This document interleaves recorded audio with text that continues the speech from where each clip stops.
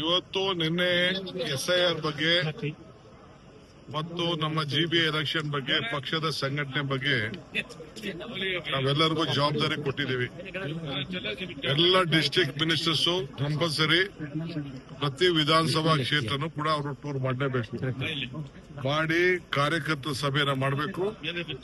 PLAಗಳನ್ನ ಅವ್ರಿಗೆ ಚೆನ್ನಾಗಿ ಟ್ರೈನಿಂಗ್ ಕೊಡಬೇಕು. ಸೊ ಯಾರು ಓಟು ಕೂಡ ಯಾರದೇ ಆಗ್ಲಿ ಎಲ್ಲ ಮತದಾರ ಓಟನ್ನ ಉಳಿಸ್ಲಿಕ್ಕೆ ಮಾಡಬೇಕು. ಯಾಕೆಂದ್ರೆ ಅವರ ದಾಖಲೆಗಳನ್ನೆಲ್ಲ ಒದಗಿಸ್ಕೊಡ್ಬೇಕು. ಮ್ಯಾಪಿಂಗ್ ಅನ್ನೋದನ್ನ ತಲೆಯಿಂದ ತೆಗೆದಾಕ್ಬೇಕು.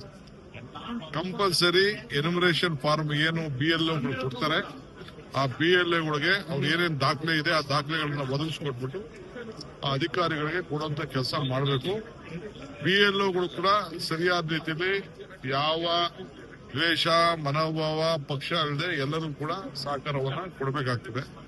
ಪೊಲಿಟಿಕಲ್ ಪಾರ್ಟಿಗಳಿಗೆ ಅವರು ಕೂಡ ಟ್ರೈನಿಂಗ್ ಕೊಡ್ತಾರೆ. ನಾವು ಕೂಡ ನಮ್ಮ ಕಾರ್ಯಕರ್ತರಿಗೆ ಟ್ರೈನಿಂಗ್ ಕೊಡುವಂತ ಕೆಲಸ ಮಾಡ್ತೀವಿ.